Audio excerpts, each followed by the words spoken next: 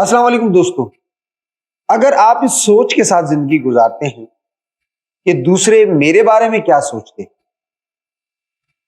तो ये सोच आपको आपकी जिंदगी में किसी भी किस्म की तब्दीली से रोकती है, क्योंकि दूसरे हमेशा आपकी बुराइयों को सामने रखकर आपकी शख्सियत के बारे में सोच रहे हैं, आपकी अच्छाइयों के बारे में नहीं सोच।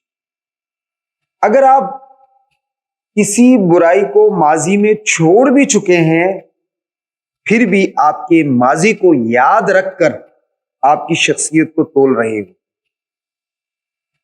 आपकी की हुई ऐसी गलतियां जिसको आप छोड़ भी चुके हैं, उनको जज करते हैं और आपकी शख्सियत को तोलने की कोशिश करते हैं।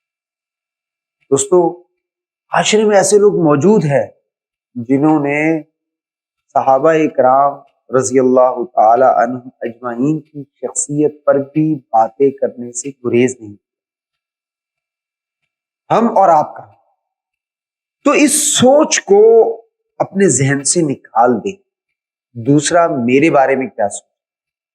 हाँ, ये बात जरूरी है कि अगर आपकी जिंदगी के लिए कोई बेहतर राय, कोई बेहतर सोच या फिर कोई भी बेहतर मकसद किसी के जरिए आप तक पहुंचता है, आप जरूर उसे कबूल करें, उस पर सोचें।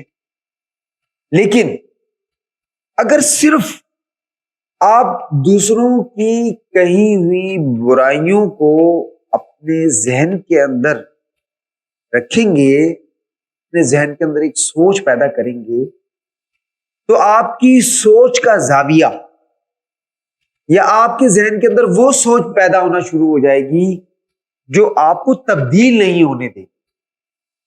क्योंकि आपकी तब्दीली के लिए अगर आप बुराइयों से अच्छाइयों की तरफ आना चाहते हैं, बदी से नेकी की तरफ आना चाहते हैं, अपनी गलतियों कोताहियों को दूर करना चाहते हैं, अपनी कमियों और कोताहियों को दूर करना चाहते हैं, तो आपको आपके जहन के अंदर इस सोच को पैदा करना पड़ेगा कि मेरी भी अहमियत, मेरी भी कदर है, मैं अपने ऊपर खुद हुकूमत करूंगा, न सिर्फ के दूसरों की मुतवक्के सोच को सामने रखकर अपने ऊपर हुकूमत करूंगा।